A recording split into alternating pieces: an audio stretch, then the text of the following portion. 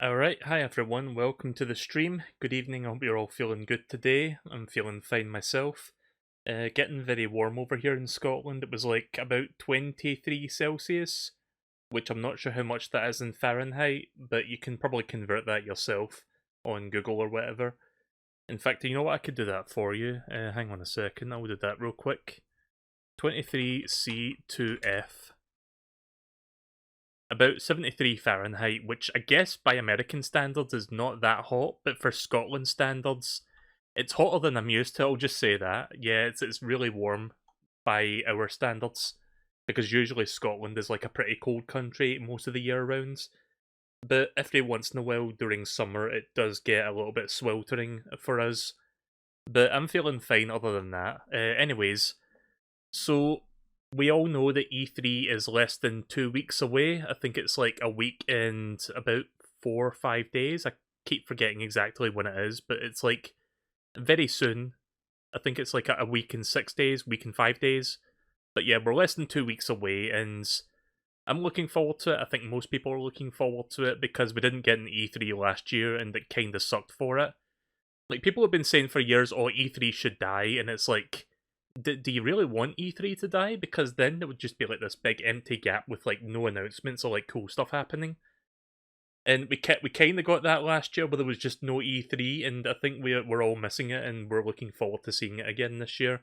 Even if it's a bit scaled back and digital only, I think it will still be fun. But yeah, I decided that it would be kind of fun to look back on an old Nintendo E3 conference. And yes, this was back before Nintendo Directs. This was what Nintendo used to do. So a press conference is like a live show where they have like basically a big stage to like announce their projects to members of the press, like people that work in gaming journalism and stuff. And this was one of them. They did ones before this. This is the year 2004 we're going to be looking at tonight. But this was the very first one that I ever watched, and it's also one of Nintendo's best in my opinion. Like, I haven't seen this in a very long time, but I do remember this one having a lot of good announcements in it. This was, I believe, where they revealed the Nintendo DS for the first time, which might not sound like much, but it was kind of a big deal back then. It was like a completely new idea for Nintendo that actually didn't fall flat on its face. You know, like the Wii U. Also, yes, my mouse cursor is here. You'll see me... Like, I'll probably pause this every now and again if I want to point to something specific, so... Also, this video is in 4:3, but I decided to put a little bit of a blur effect on either side. Just so it's not just like, you know, complete blackness on the sides of the screen. I figured that would be a little bit nicer for like visual effects. But yeah, this was where they revealed the DS, and I remember Nintendo being kind of weird about it. Like, they weren't sure if it was going to be successful or not. I guess I'll talk about that when we get there. But I think they start off with like GameCube stuff, and then they get to the DS stuff. So yeah, this is, how long is this? It's about 48 minutes long, so it's actually fairly short compared to, like, when I think of like E3 press conference shows, I think of ones that go upwards of like 2 hours, maybe even 3 hours. So this is fairly compact by comparison. We won't be taking too long to get through this, but yeah. It'll be good to revisit this and see what kind of stuff is in it. Also, this is the first time we get to see Reggie Fils-Aimé, like the legendary Nintendo CEO. Or at least, during this time he wasn't CEO, but he worked his way up to CEO for Nintendo America. But yeah, let's get started, let's not waste any more time.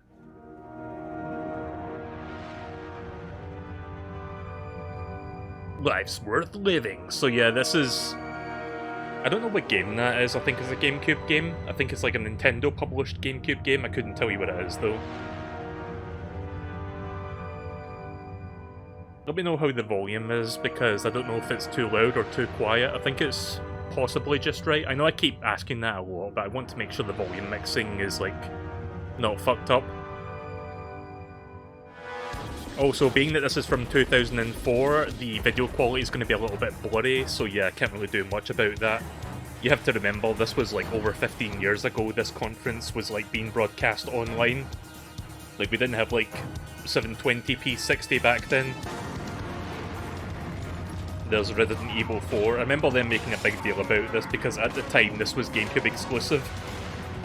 At least for about a year, and then it went to PlayStation 2. There's some Game Boy Advance stuff, F-Zero. Oh yeah, Super Paper Mario. Remember when that was coming to...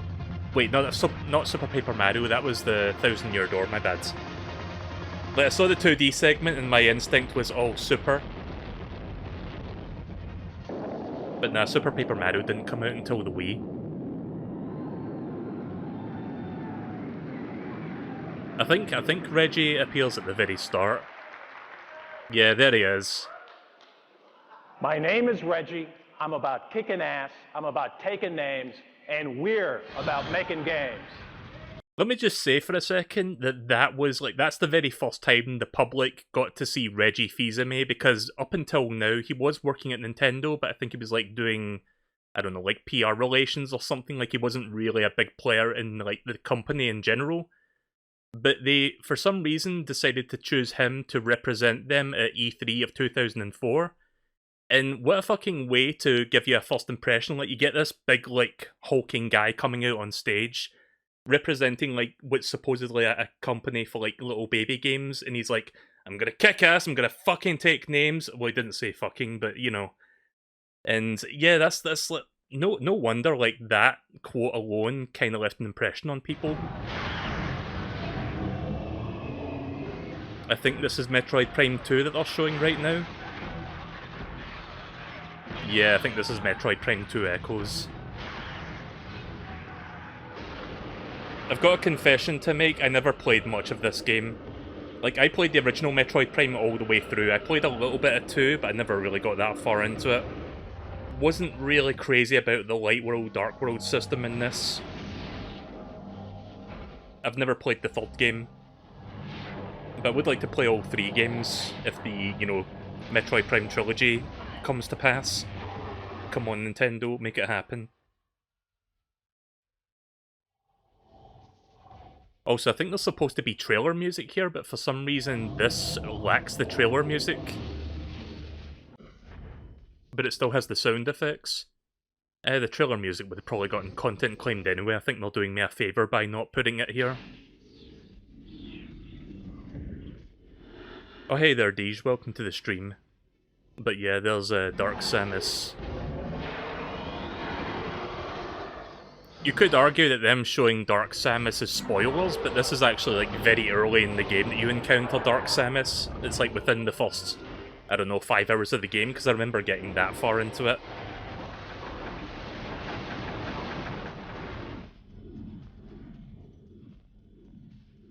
It's weird not hearing the music.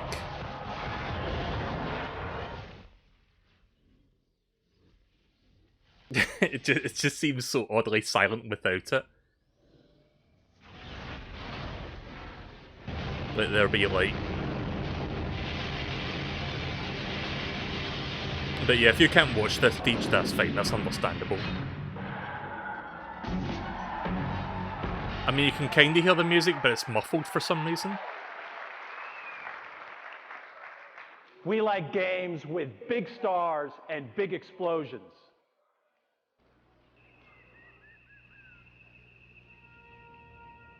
What is this? Oh, is this Star Fox? Fuck, I know this. Not Adventures, the actual good one on GameCube. I forgot its name.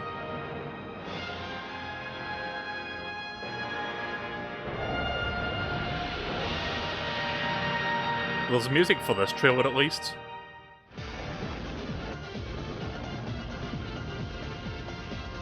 Star Fox Assault, I think it was called.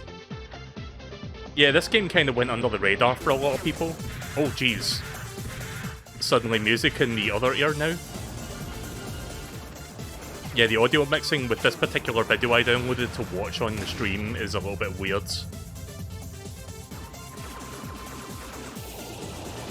But yeah, Star Fox Assault, not my favourite Star Fox game, but it was pretty good.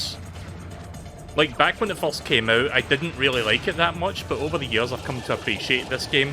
You know, considering what games have come after this. I mean, look at fucking Star Fox Zero. Yeah, they didn't have a title for it back then, so they just called it Star Fox. And we like games so scary, they keep you up at night. I think this is Resident Evil 4.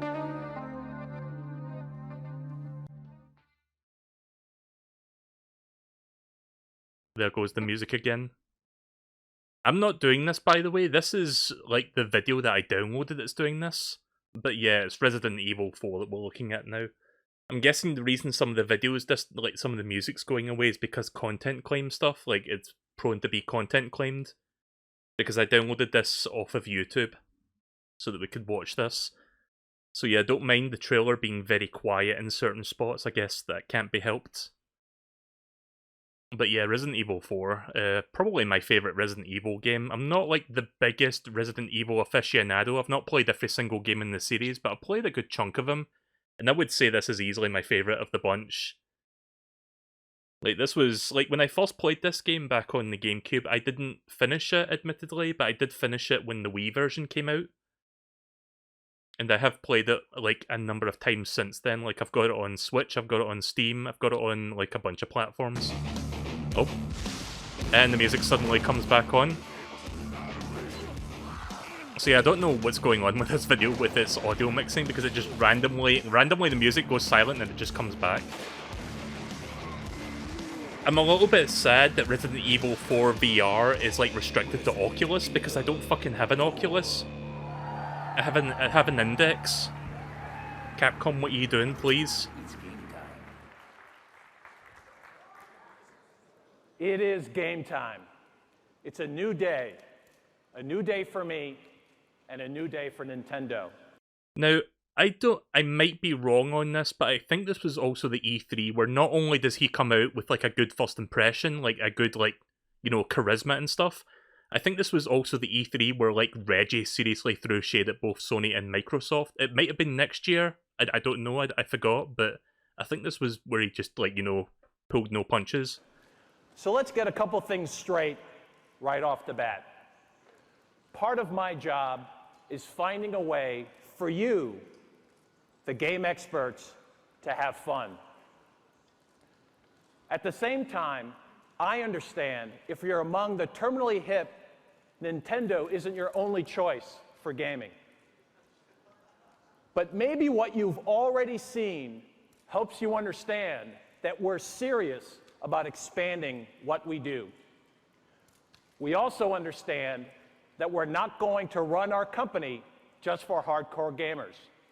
There are gamers out there who aren't as knowledgeable as you, gamers who aren't your age, gamers who don't have your tastes, gamers who live for Mario and Yoshi and Pokemon.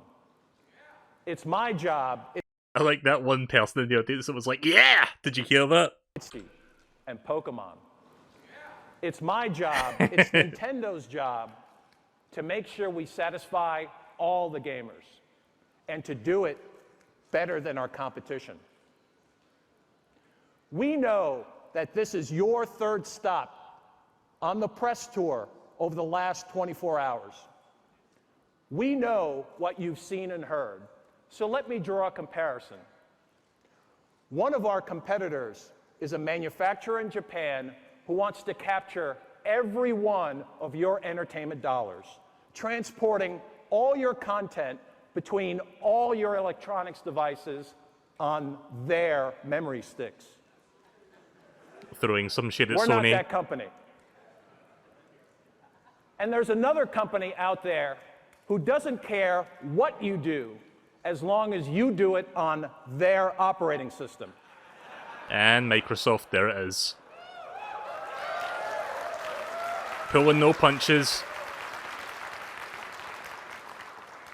We're not that company either.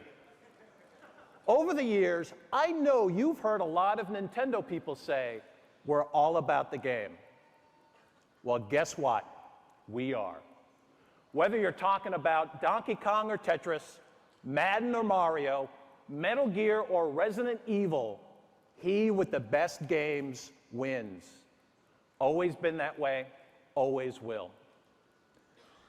As this company moves forward, you're going to see more Nintendo games and different Nintendo games and most importantly, new ways for you to relate to your games. But let me tell you one other thing. This is not a promise for what we're going to do sometime in the future. It's what we're doing right now. And if you don't realize that, listen closely. While others are talking, Nintendo is acting. Let me ask you a question. What company right now is driving category sales? If you said someone other than Nintendo, you're wrong. We have momentum, have had it since late last year. And if you don't feel it yet, you will. I'll promise you that. You've got 169k insult points, you've never used the highlight feature. Yeah, it's not really something a lot of people use, but I didn't realize you had that many salt. Now, I'd like you to welcome a guy who's been essential in building that momentum, George Harrison. Okay, so I think this part of the conference, they talk about like sales statistics and stuff like that, so it might be a little bit boring. Well, good morning. I don't know if I want to skip this or not, to be honest. What's going on in the market right now, so let's take a look. Yeah, this is where they start talking This about like the sales figures and stuff. shows the industry sales, excluding Nintendo. I mean, you have to remember this was back when they did like conferences that were tailored toward like, you know, people in the gaming industry, not necessarily the consumers. So of course they have to have stuff like this in here. 2 quarters, compared with the previous. But yeah, the GameCube, the GameCube you don't didn't need do an so MBA well to realize overall. that this really isn't a pretty picture. A full half year of negative growth. Now let's look at what Nintendo's done in the same time periods. Skip. In the last 3 months of last year, up a whopping 21%. I think part of the reason this happened though was because they heavily discounted the GameCube. Like, wasn't it $99 at one point? I think this may have been around that time. And in the first quarter of this year, despite the fact that we're competing with our own success, last year launching Pokemon Ruby and Sapphire, Zelda Wind Waker, and even Game Boy Advance SP, we're up another 7%. So without Nintendo, there would be no growth. On the console side, we see plenty of business yet to be done in this generation. And unlike one of our competitors, who appears anxious for this generation to end, we're intent on fully playing out our hand. It's how we've always played the game because it works. Right now, industry growth is being delivered by Nintendo, only by Nintendo. And that's because we're focused on the here and now. Yeah, the GameCube didn't do so well, but it Here's the honestly up-to-date is a scorecard pretty on the solid console console when you business. really get down to it. Over the last year, Sony has sold through about 6 million machines. That's a decline of about 28% from the year before. Microsoft moved about 3.2 million machines, essentially flat with the previous year. During that same period, Nintendo sold through over 3.3 million units of GameCube, a jump of 41%. I mean, you have to remember, to get that, like, 3.3 million, like, that's not that much better than Microsoft when you compare the two for that year. So that seems like good on paper, but you have to remember that to get that high of this year, you'd have to have a really shitty previous year, so yeah. And yes, that is good for second place. So when you run the software equation, you get a very similar answer. Nintendo GameCube is more than holding its own. So far in 2004, we've sold more games per system than Microsoft, and we're closing in on Sony. Now, overall, the 3 systems combined I got a sold GameCube about day 38 one. million units in Well, this technically generation. not day one, it was like the first We month believe of the that the system potential coming for this out. generation is more I had than exams 55 when the million console units. came out, so I had to wait That until the means exams were there are finished almost before I 20 actually got million mine. units still to be sold. But yeah, I got mine with And you have to ask yourself, Smash what will Bros. sell them? Melee and Sonic Well, Adventure 2 this Battle. is the 4th system that I eventually Nintendo has picked up introduced Luigi's and Mansion. managed to the back half of a console cycle. And we've learned that success here always relies on the same 3 things. I don't think they'll First, spend that much longer We've on all talking burned about like through the you know hardcore early the boring adopters, stuff. The gamers who want the most extreme challenges. They want them to occupy them for Let me check the weeks or preview, see how days much more at a this is time. left. The late adopters want something else. They They want talk pure about this for entertainment. another. Oh god, they Entertainment that's easy to talk get about this for a into, while, like another often 5-10 just for a quick minutes. burst of time. And second, Well, they want familiarity. They want names and characters from past generations that they're comfortable with. And finally, and most importantly, they want value. They're hunting Oh for yeah, the bargains. player's choice label. Major play for minor pay. Now, any of these three factors can win the market share in the back half of a console cycle. But if you've got all three going for you, this is what you get. We dropped the Nintendo GameCube price in late September. Yeah, there is. $99. After 30 days, sales were up 50% over the same period in the previous year. After 60 days, they were up 58%. You could tell the GameCube was floundering when they Counting through were the forced to holidays, like reduce the even price though by we had that already much. begun to run out of inventory, we sold more than 73% more GameCubes than we did in the prior year. Now, this chart does two things. First, it shows you why Nintendo is driving growth for the industry. And at the same time, it sets the bar for sales performance from our console competitors. Can those competitors grow 73% in their first 90 days after a price drop? Well, we'll see. More importantly, though, we suspect it will be quite some time until someone can match our $99 price point. The value advantage in a value-conscious market clearly remains with Nintendo. Now next, we're fully deploying the familiar franchises that are so popular with the mass market. At the top of our briefing, we showed you 3 games designed to move the souls of even the most veteran gamer. And we're intent on expanding the game. Yeah, they never came up with the name Star Fox Assault yet. This game was still in development for a while. I think this game didn't come out till like the next year or something. GameCube's appeal. But we're not going to do it by ignoring the casual players. Meanwhile, those two We're came just out in this it for year, a I little bit think. of fun. On the show floor tomorrow, you'll see our market movers in action. A new Donkey Kong adventure, a new Pikmin, a move for Advance Wars to GameCube, and Mario making Oh yeah, I think this was called Battalion Wars. Like, this was the original. I could be wrong, but I think this was like renamed to Battalion Wars on 2 GameCube. appearances in Mario Party 6 Or was that on and in Wii? Paper Mario. Paper Mario 2, yeah, so this is the original tentative title for the Thousand Year Door. So, I don't know when this game came out, I think it was like 2005. In all, Nintendo's GameCube library will grow to more than 400 games this year. And the common factor among all of them is fun. You want to hear a really dumb story? One day I wanted to pick up Sunshine and I was like 12 at the time. I saw a kid pick up the last copy and my dumb brain was like, there goes the last copy. Yeah, I remember getting mine from a local game store back in, I don't know, I think I was like about 10, 12 at the time, maybe a little bit younger. I don't remember how old I was. Actually, I was a little bit older, actually. I was about maybe 14, 15 when Sunshine came out. Yeah, I was in high school at the time, so yeah, that would make sense. Now, new ways of interacting aren't just limited to the GameCube. Now, as you're I was all like aware, 15 or Pokemon is again 16. I was taking the doing my market exams by at the storm time in when Japan, GameCube first came out, with the new so Fire Red and Leaf Green editions. Sunshine came out They the sold year through after the nearly GameCube 2.5 came out, million didn't it? copies in less than 15 weeks. But there's a brand new kind of appeal here, too. The ability to trade your Pokemon with your friends using the Game Boy Advance wireless adapter. Oh yeah, remember that thing? This opens up whole new horizons for the creators. And in fact, you'll soon be seeing and playing wirelessly with more than a dozen titles. It's great software and innovation like this that have pushed every competitor out of the out of the portable game space. And 9 serious competitors have made a run at Game Boy in the past 15 years. But 9 have failed. Game Boy doesn't just lead the handheld gaming market, it owns it. I mean, he's not lying about that. Like, Game Boy, or, well, any like handheld Nintendo has made, save for the Virtual Boy, has pretty much dominated the handheld space. Like, that's the one near consistent thing Nintendo has done throughout its, like, video game career. The Game Boy franchise this year is also making a significant revolution because of this feature, Game Boy Advance Video.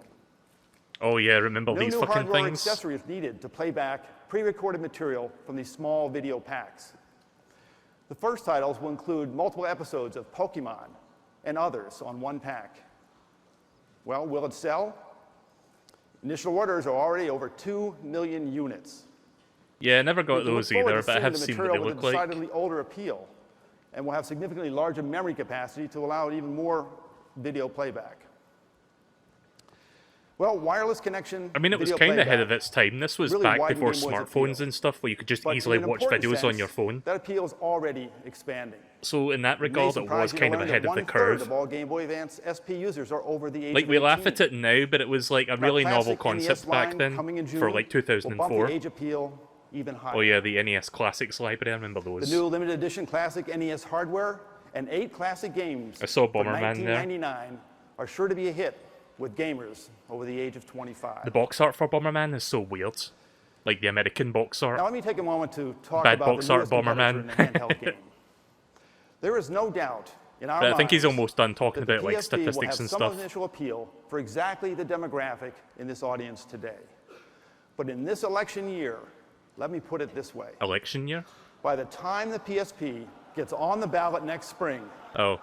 more than It's like an 25 analogy. million Americans will have already voted for Game Boy Advance. Yeah, bring politics into video games, yeah! Now, if you're asking whether PSP can catch Game Boy Advance, maybe we should first ask, can the PS2 catch Game Boy Advance?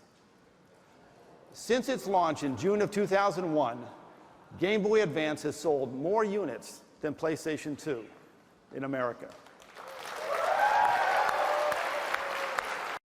In the long run, though, didn't the PS2 outsold the Game Boy Advance, though, or am I wrong? For that matter, since its launch, Like, I think to date, the PlayStation 2 is the best-selling console of all time, but I think I could be wrong on that, unless the, like... I don't know, unless people were, like, not counting the GBA because that's a handheld and not, like, a home console. the SP all by itself has done exactly the same thing. Game Boy Advance was your very first handheld. My first handheld was the OG Game Boy, like the big, like, grey brick with the bloody green screen. So we sit today with a roughly 100% market share of the handheld market. Will that decline? Well, it certainly can't go up. But that loyal base of 25 million Game Boy Advance owners is just the first of the many mountains that Sony has to climb. Game Boy Advance SP is built to be tossed in the backpack, carried in the briefcase, or even dropped in an airline terminal. Keep in mind that part of the built-in DVD player... sorry, the text was moving there, so I kind of like merged those two messages together. Keep in mind, part of the popularity behind the PlayStation 2 was all the adults who bought it mainly to use it as a DVD player. Oh yeah, that's a good point, actually. Like, I had a DVD player and the GameCube didn't have that, so... And plus it was like the PlayStation 2 was like a reasonably priced system as well, so it was like a budget DVD player and a games console all in one. So I guess that's why I had like so much momentum during that generation. I think having a built-in DVD player helped. That's how I convinced my parents to get one. Yeah, that probably was the reason why the system sold so well. With no internal drive, it stands up to a lot of abuse. And when it turns hey there, on, Huan. Welcome to the it stream. lasts. The lack of a moving media also means that the gameplay powers on. Lack of moving media, again throwing shade at Sony and their PSP console. We expect our battery life to significantly outpace Sony's. So we think that's enough to be a deal breaker for really true game players. Now finally, those of you who've been around our industry for a while realize that Game Boy at heart really is a platform like any other, built on the back of exclusive must-have titles. Yeah, for those that didn't know, Game the Boy never PSP would had have like built little its mini initial discs, so audience it was always without the moving when you're appeal of playing. Tetris Oh, and Super what happened to the Mario volume? Never would have The audio quality went bit crushed there. I don't know why it did that. leapfrogged into the sales stratosphere without Pokemon. These are games that launched only on Game Boy. Sony, just like Nokia and others, have to find a killer application before they can truly appeal to the mass market. Yeah, there was a GameCube that could play DVDs, but one, it was a Japanese-only model, and two, it wasn't widely available. The Panasonic Q, it was called. So But yeah, it bottom was line, region-free, Game Boy but it was set an just very hard to all-time get a record hold of. last year.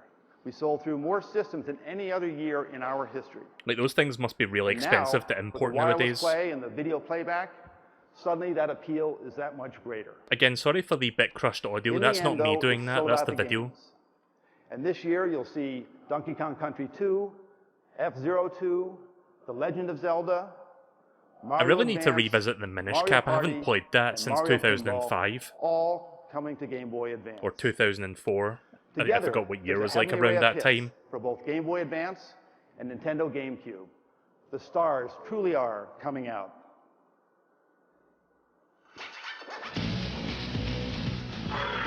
Yeah, here's the 1,000-year door. Oh, I like how the trailer music just suddenly stops. To this day, I've never played a Pikmin game proper. Like, the closest I've done that was playing the demo for 3 on the Switch. Also, this game was fun, but I only ever played the single player of it. I've never played the full game because, you know, 4 GBAs and 4 link cables, that's kind of like a very high barrier to entry. Never played Jungle Beat, but I've heard that's fun. Again, if you're wondering what's going on with the audio, that's just the video that we're watching right now. That's not me fucking around with it. I'm guessing they're like distorting part of the audio so it doesn't get content claimed, because I think the generic trailer music they're using is like something that like some company owns. I don't know.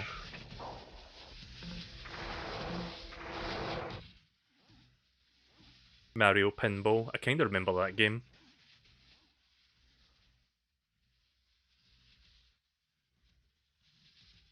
I've never played the Game Boy Advance Mario Golf. I've played the Game Boy Color one though. Oh. King of Swing was an interesting game. I've played that. This game I like.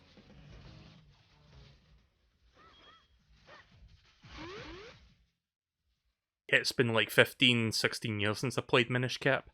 Kirby and the Amazing Mirror is really good. It's like one of my favourite Kirby games.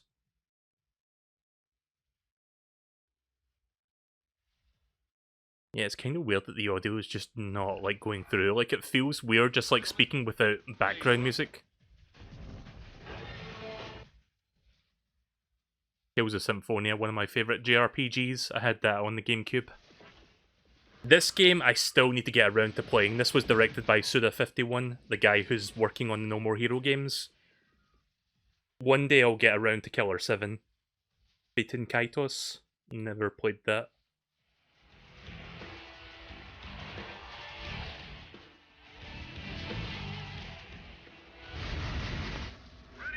Terminator 3. The game kind of looks like shit. Like, you can just kind of tell by looking at it. Oh yeah, Harry Potter was a big thing at the time, like all the movies. Oh jeez. Beautiful Joe. Fun game.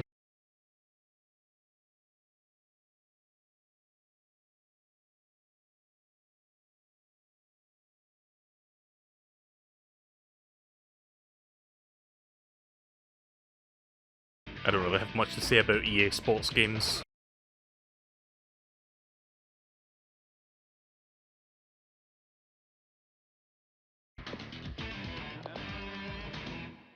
I'm going to pause that for a second just to look at the chat real quick. You've never played a Pikmin game? I still have my bongos from Donkey Konga. I used to have the bongos, but I think I sold them to like one of my relatives or something. I'm not sure if they still have them. Mario Pinball, I think, is my first game I had on GBA. Yeah, I think that was a decent little pinball game. Mine was Super Mario World, and it was the first time I played it since I didn't have it on the SNES. Yeah, Super Mario World on GBA was great. You might notice if you play that game on an emulator, the colours are like really desaturated. And the reason it's like that is because the Game Boy Advance hardware, like the original Game Boy Advance hardware, had a really fucking dark screen for some reason. So all the launch games and like all the games that came out like the first year of that system were all really hard to see because of the colours like looking much darker than they really are. So by the time Super Mario Advance 2 came out, like Nintendo was like, okay, we've got to desaturate the fuck out of these colours just so people can actually see it. And then eventually they made the Game Boy Advance SP, and then you could actually see things.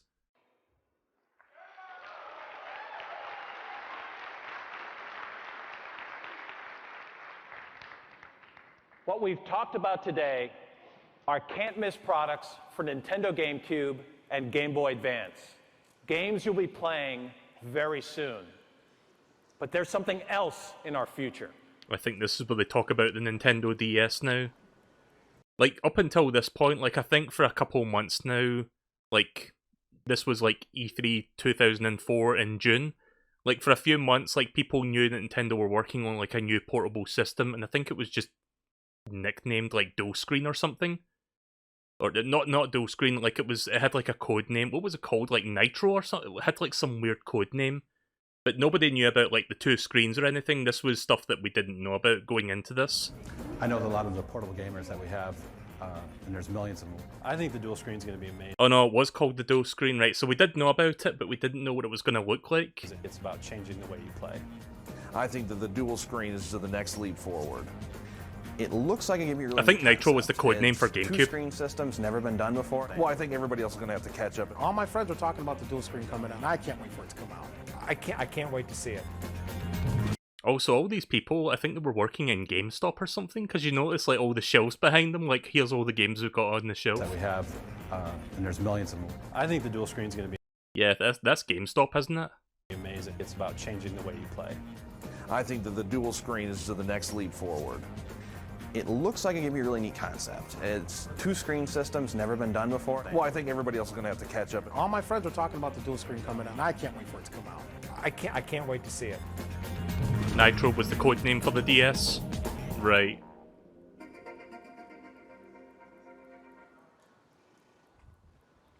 So this is where they finally show it for the first time, because again, we knew like the preliminary like idea of the system, we just didn't know what it looked like until now.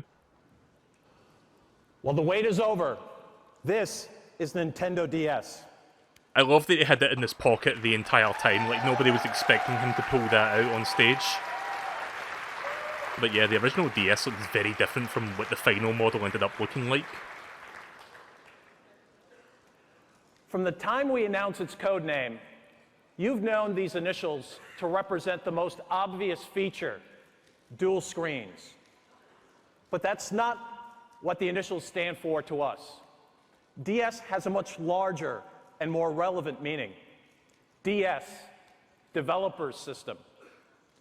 In creating DS, we've given the world's most talented game makers new tools to work with, new ways to express their imaginations, and of course, in the end, new enjoyment for all of us. The result is this: DS not only changes Nintendo, it changes our industry. You'll find Nintendo DS represents a brand new way for players to relate to their games and to each other. Listen to the experts.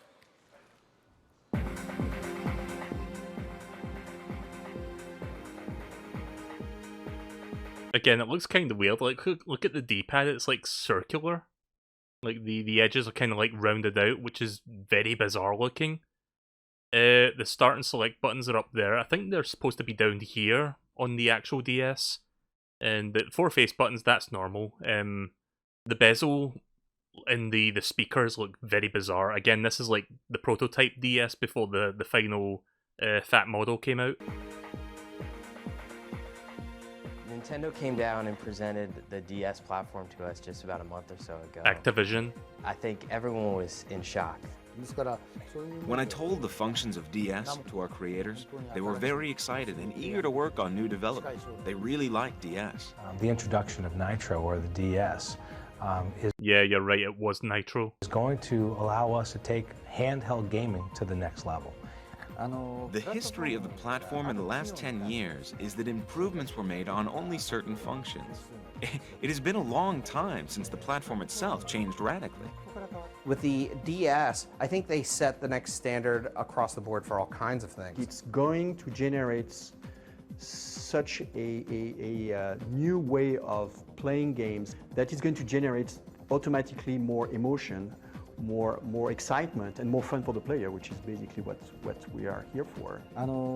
Things will totally change. We will think anew what we want to express and what kind of things we want players to enjoy using this platform.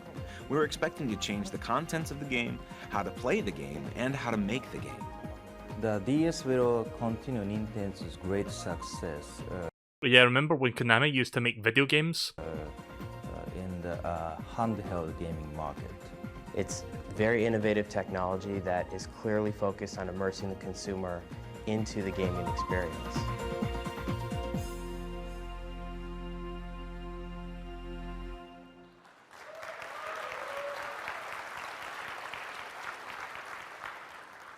As a whole, the development community already understands what's going on here. I like to think of it like buying a car. Admit it, your left brain looks at a vehicle in terms of the numbers. What's the horsepower, the towing capacity, the 0 to 60? That's our competitor's approach. But your right brain is different. There's only one question out there. Sitting behind the wheel, where will this baby take me?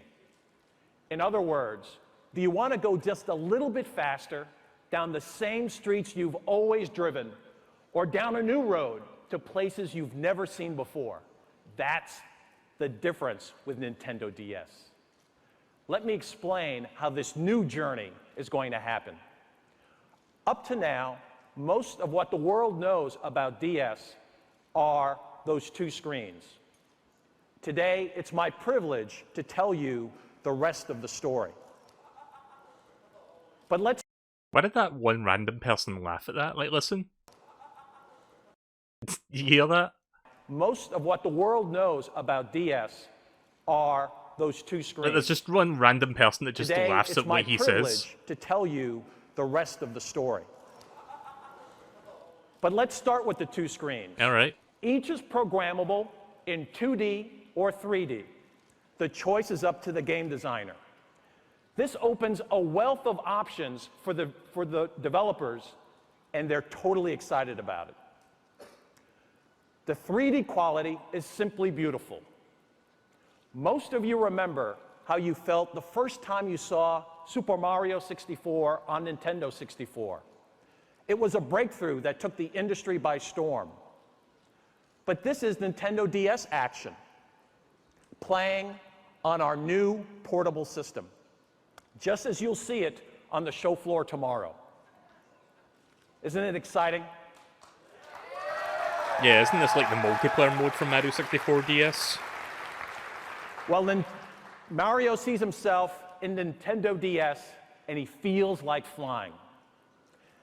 Now, how exactly do these screens get used? Well, again, it's developer's choice. But for starters, one character can stand 2 panels high, or take 2 different perspectives of the same battle, or monitor constantly available maps and menus. Here's a brand new Metroid game playing on Nintendo DS. Oh yeah, Metroid Prime Hunters. I mean, on the small screen, it does look pretty good. The same way you'll be playing it tomorrow. So I remember one thing about this part of the conference where Reggie accidentally let slip about one feature ahead of when he's supposed to say it, about the touchscreen, because nobody knew about the touchscreen at the time, but he does like kind of like blurt that out during this part, and then he like talks about it in greater detail later. Targeting and shooting now moves beyond buttons. Just tap the screen where you want to fire. Metroid's missions have always been nerve-wracking, but now they're non-stop. I don't know why I remember that Because all of specific your moment. map It was just like kind of a positioning weird and thing to weapons say changes before you are actually done start on talking the about fly. it. It's just awesome. Awesome. But two screens are just the first of twos that define DS. Let's move on to the next pair. 2 media bays. One accommodates DS software, easily holding games with 1 gigabit of data and well beyond. The other plays all of your favorite GBA games. Sadly, it doesn't work with Game Boy Color or Game Boy games. I guess that was the limit. Still cool, though. That's right. Backward compatibility means an instant library of over 500 titles. And it also welcomes a host of different accessories to enrich your game experience. Next, consider the most exciting 2 for game players. 2 incredible new forms of player control. This is where the connection to your game really changes. The first is touchscreen, responding to either a stylus or to your fingertip. It's transformative. Whether you're inputting data onto a software keyboard or actually changing the direction or viewpoint of your gameplay. It's truly unique. The combination of 2 screens and touchscreen stands to reinvent gameplay. You can only find this on Nintendo. You can only feel this on Nintendo. And besides touch, there's talk. The built-in microphone can be married to voice recognition programs. This didn't really get that much use though, did it? Like, it wasn't really used for, like, to great effect in most games, sadly. Like, most people use the touchscreen better than they use the microphone. That means your voice, and only your voice, can control the play. Together, touch and voice opens vast new realms of game interaction. If you're looking for the future of gaming, look at the interface. Finally, my favorite 2, dual wireless capability. The first is a proprietary application that allows up to 16 people to play and communicate together. The range extends up to 100 feet. Think about different seats in an office, a lecture hall, an airplane. Who says they can't all become connected playgrounds? And with Nintendo DS, local wireless takes on a whole new definition. Specifically, imagine instant chat and draw, transmitted exactly like you created in your handwriting. Yeah, I think he was talking about PictoChat, which is the thing the DS came with. Your little works of art will look the same way on other screens as they do on your own. And oh yeah, I forgot about that. Diddy Kong Racing DS, like, they had to blow into the microphone to get a fast start or something. That was kind of shitty. DS will even connect for you, springing to life from sleep mode once you're in range of someone else transmitting in group format. But what if your friend is more than a few feet away, say a few time zones away? No problem. So yeah, this is when Nintendo finally committed to doing, like, proper online, or, you know, not proper online, like conventional, but at least they were, like, trying to do online in some form. Wi-Fi means you can connect via the net. It's beyond online, it's no line. Yeah, that's one of the quotes that people haven't remembered from Reggie. Like, you've got "I'm kicking ass and taking names," you've got "What's wrong with you?" Like, you've got all the classics, "My body is ready," and then you've got "It's not online, it's no line." Yeah, that one didn't really age that well, I don't think. In all, this machine truly is transformative. It changes how you connect to your games and to each other. There's no reason to take my word for it. Instead, listen again to the developers who are already working on it. Their eyes are fixed firmly on the game horizon, mapping entirely new routes with Nintendo DS. I like how I look at Reggie's face. I just paused that on a weird frame. But yeah, I remember, like, the Wi-Fi connection. Like, back then, I don't think my router was wireless. I had to get, like, one of those, you know, official Wi-Fi connection dongles that they were selling separately. Like, that's how far back we're going.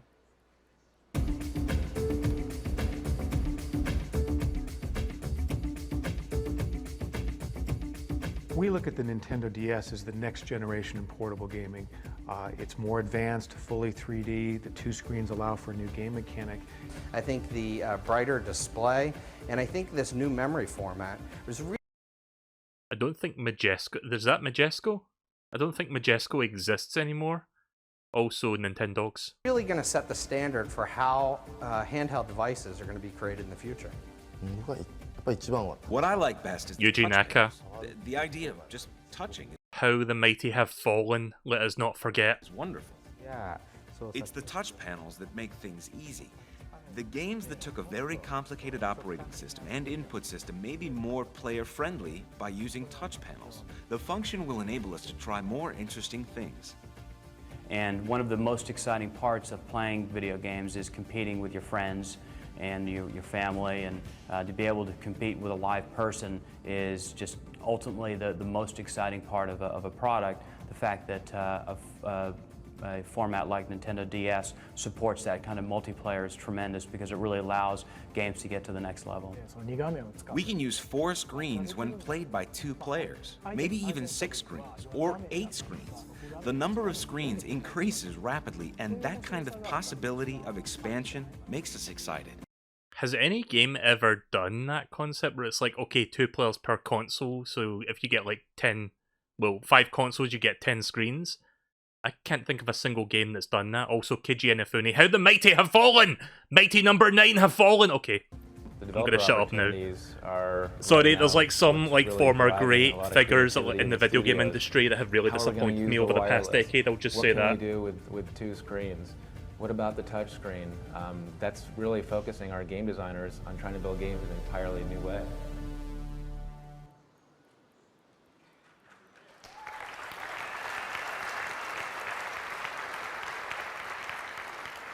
Just for context, I recently revisited Mighty Number 9, just in my own time, because it's been about 5 years since that game came out, and I wanted to remind myself why I hated that game, and I remember clearly now why I hated that game. What you've heard and what you've seen don't begin to tell the DS story. You can't start to appreciate it until you get your hands on one starting tomorrow. And even then, it's just a start. We're almost done with this, by the way. We've got about 10 minutes of it left. The benefits of DS will be rolling out for months and years following launch. And when will that launch come? We're targeting release of Nintendo DS in both Japan and America this year. Yeah, people weren't expecting this to release this year, so that was like a big bombshell. And Europe and Australia in the first quarter of next year. Insert cricket chirp sound effects. It will come. So, fun fact, I don't think I've mentioned this on stream before, but I didn't want to wait until March of next year to get a DS, so I fucking imported one from America. That's the first console I have ever imported from the US. True story. Come to the market. It will come to the market with a new name and at an affordable price. On the show floor tomorrow, you'll see a wide range of demonstrations. Wait, did he say that the DS was going to have a different name? Quarter of next year. It will come to the market. It will come to the market with a new name. Yeah, he says it will come with a new name, which, obviously that didn't happen. It was still called the DS. And at an affordable price. Oh god, did you see Reggie's face there? Hang on. Quarter of next year. It will come to the market with a new name. Okay, I'm gonna do something real quick. Sorry to keep pausing this, but I just noticed the face he makes when he says affordable price. Hang on a minute, how do I... Let me try and figure this out real quick. Add video capture. Yeah, I want to zoom in on the part where Reggie's face is so that you can see this because it looks really fucking weird, the face he does for a brief moment. Look at Reggie's face right here when he says at an affordable price. He really twists his face or something when he says it. And at an affordable price. Okay, so he doesn't quite twist his face, it's just the way his eyes open up when he says it though.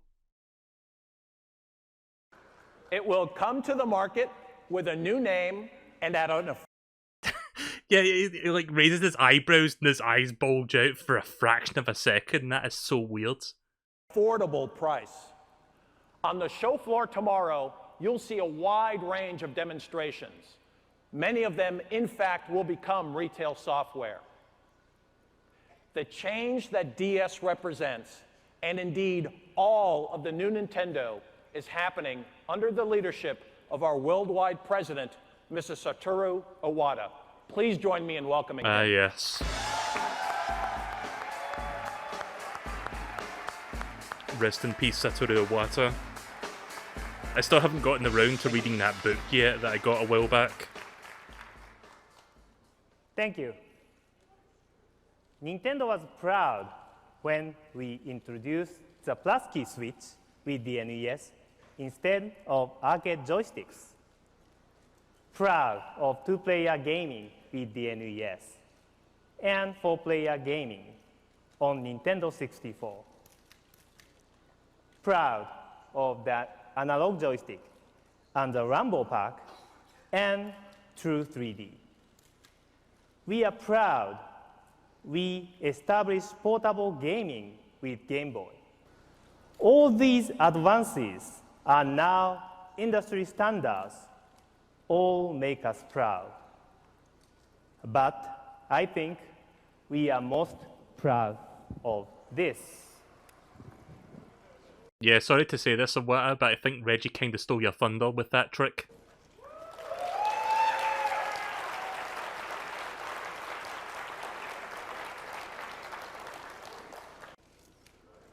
All of those innovations changed games, and so will Nintendo DS. DS is not simply new. It's not just more functions or higher specs. It is different. Of course, Nintendo DS is not the only change in our future. Do you know what I just thought of right now that's kind of funny in my head? It's probably not even that funny, but imagine him, like, after the conference, he's like, okay, guess we're going to take this jacket to the laundromat or whatever, get it cleaned, and he forgets to take the DS out of the pocket. I don't know why that's funny to me, but I just thought of that. It's like, okay, back in you go, guess I'm going to forget about it.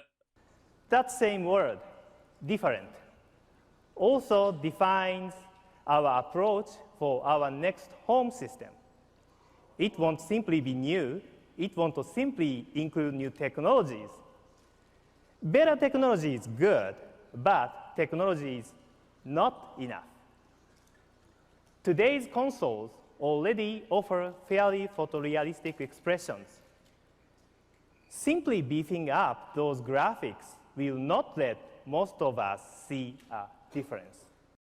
Fast forward to 15 years and we're still trying to increase the graphics. So what should a new machine do? For both game creators and game players, new machine needs to do much more. They must offer an unprecedented play experience, something no other machine has delivered before. I mean, to Sony's credit, at least they've got the DualSense, which, you know, that's got, like, adaptive triggers and, like, the... what do you call it? The feedback thing? I forgot what the term for it is, but yeah, at least that's, like, doing, you know, more unique stuff with the controller, so it's not like just the same thing over and over again with better graphics. The definition of a new machine must be different. I want you to know that Nintendo is working on our next system, and that system will create a gaming revolution. Internal game development is underway. When the impact of the new home machine comes, our revolution will be there. Yeah, so back then it wasn't called the Wii, they called it the Nintendo Revolution, and I think even to this day a lot of people still wish it was called the Revolution, because not gonna lie, that is a pretty fucking badass name for a console.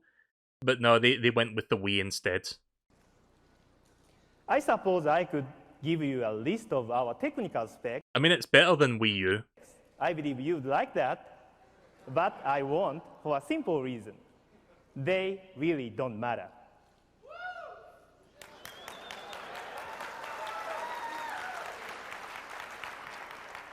The time when horsepower alone made an important difference is over. From this time on, we must create something more unprecedented experiences, the same way we have with Nintendo DS. So let me repeat. Work on Revolution is well underway. When you see it, you will be excited because you will experience a gaming revolution. And with Nintendo DS, video games will be changed. This week, I invite you to enjoy the great new experiences we are creating for Nintendo GameCube and Nintendo Game Boy Advance, and of course, the wonderful new Nintendo DS. Thank you very much.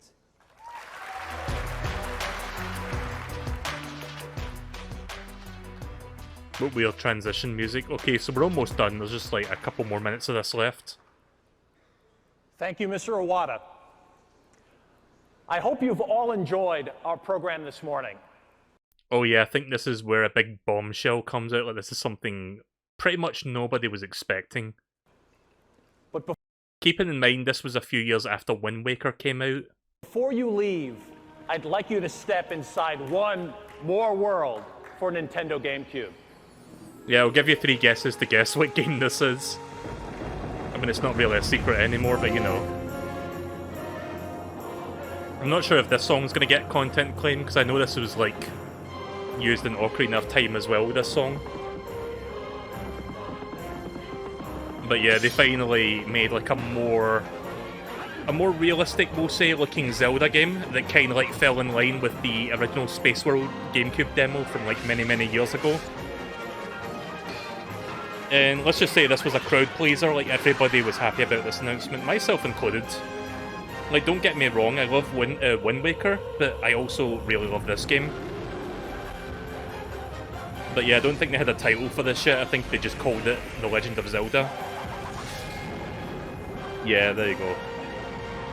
It wasn't until like, a couple years later we found out it was called Twilight Princess and what the main gimmick of the game was. Also, there's the legendary Miyamoto. Ladies and gentlemen, please welcome Shigeru Miyamoto. I would say that's, hang on, let me get the exact frame. Ladies and gentlemen, please welcome Shigeru Miyamoto.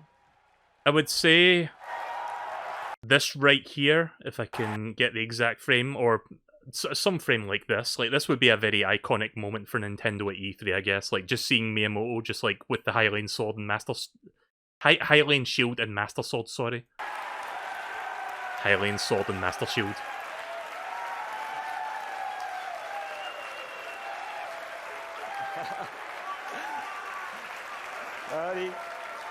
I'm not Link, but I do know him. Even after 18 years, the Legend of Zelda never stops changing. And this game is no different. We are now taking you to a world where Link has grown up, a world where he will act different and look different. In order to grow, Link must not stand still, and neither can I. So, thank you. And goodbye.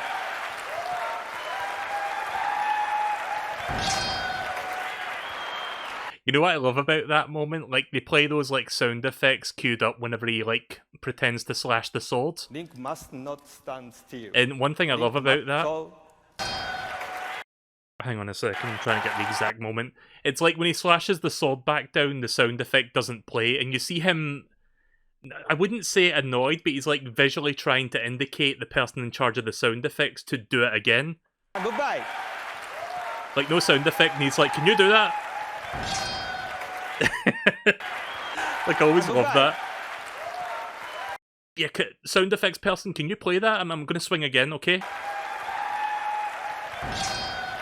Alright, thank you, bye! I always remember that moment.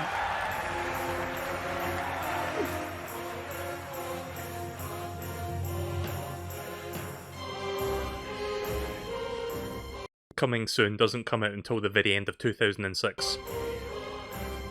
Which is like it's like almost 2.5 years since that conference that it comes out.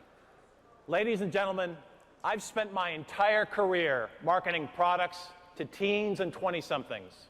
Oh yeah, for those that don't know, actually, like, since he mentioned it, like, he used to work at VH1 and Pizza Hut.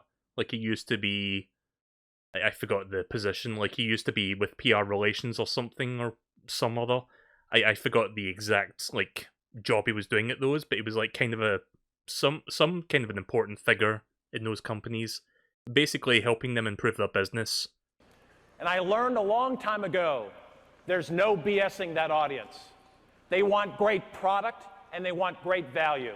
They want cutting edge, and they want legendary.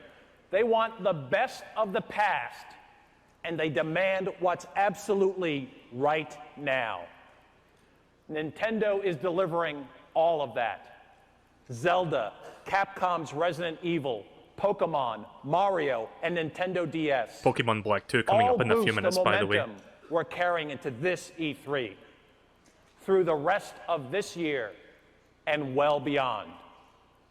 We're giving players what they want for both GameCube and Game Boy Advance, and they're rewarding us with more market share. Funny how that works. As you've seen, Nintendo DS is not standing still.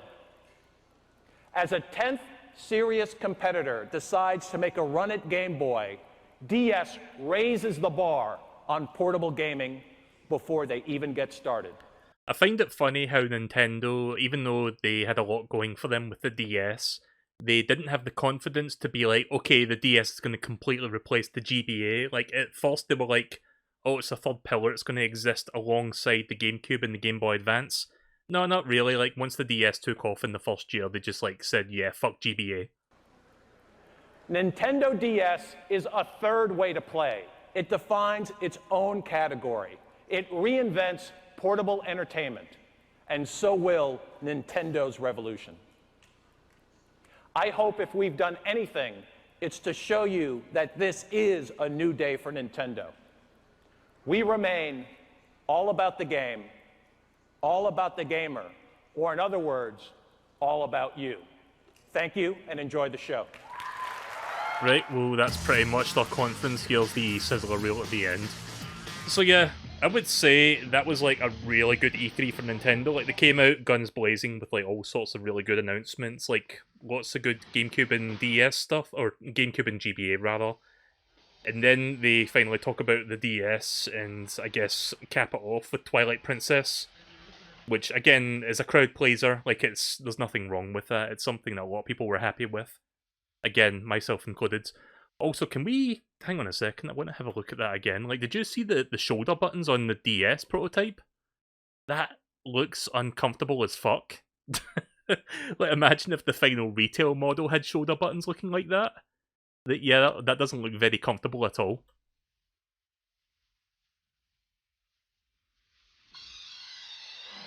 Right, well, there you go. Game to win! Right, well, there you go. That was Nintendo's E3 press conference 2004. That was fun to look back on. Before we move on to Pokemon Black 2, I just want to show you guys something real quick. So, during that trailer with like Zelda, they played the music from the trailer, but they didn't let you hear the audience reaction. Let's listen to the audience reaction. Again, keep in mind, this was like coming off the heels of Wind Waker, when people were incredibly like, let's just say, split on the game's like visuals after seeing the Space World demo from 2001 ? So again, some people kind of felt cheated out of like a more realistic, like mature looking Zelda game. And apparently that's most of the audience, because everybody went fucking shit, like ape shit over the reveal of this game. Thank you, Mr. Iwata. I hope you So here is the same moment, but from the perspective of someone recording in the audience. I'd like you to step inside one more world for Nintendo GameCube. Just listen to the audience once they see Link show up.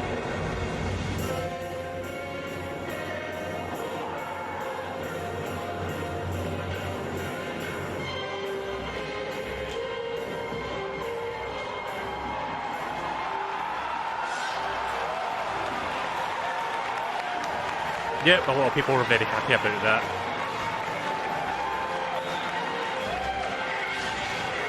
Gonna turn that down a tiny bit, but yeah, you get the idea. Again, it's a crowd pleaser. It certainly pleased me as well. I mean, to this day, Twilight Princess is one of my favourite Zelda games. But of course, it's not just because it was like a, you know, like a darker, more mature-looking Zelda game. It was a genuinely fun game, in my opinion.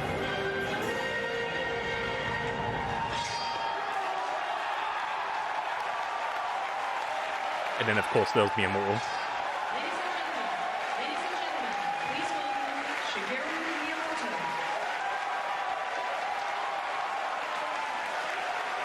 I mean, I do love Wind Waker as well. That game is also pretty fun, but I think I just like Twilight Princess a little bit more. I'm kind of weird like that. But I do love the visuals of Wind Waker. Like, I'm not one of those, you know, haters that's like, Twilight Princess, Wind Waker sucks. Like, I'm not one of those people, because, like, it looks like a kiddie game. Like, that's not really my stance on that. But I can see why some people were upset about Wind Waker after seeing the Space World demo from several years prior and then being greeted with that. Like, I kind of, like, get that with, like, people reacting that way. Also, here's one more clip that I want to show. So, this is recorded by another person, but I don't know if it was the person that was recording or if it was somebody next to them. But let's just say that the person, like, if you thought the audience was going apeshit before, listen to this person that reacts. This individual person reacting to this one, like, reveal. But before you leave, I'd like you to step inside one more world for Nintendo Game View. Like, you'll know who it is. Like, you'll know it when you hear it.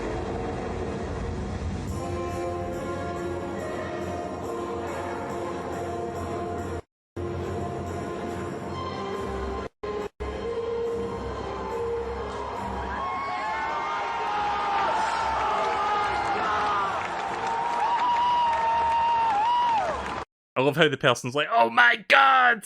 Like, listen.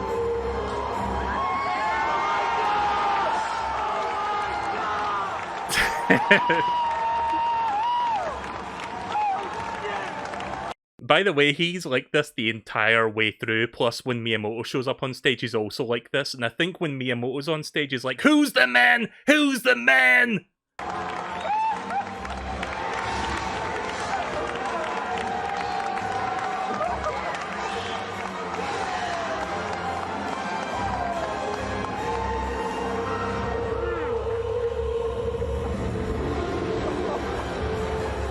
Yeah, he starts hollering again once the title shows up.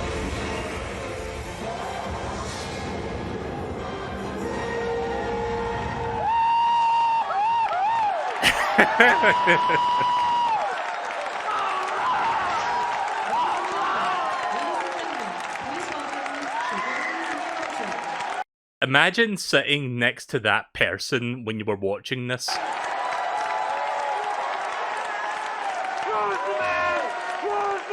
There it is. Who's the man?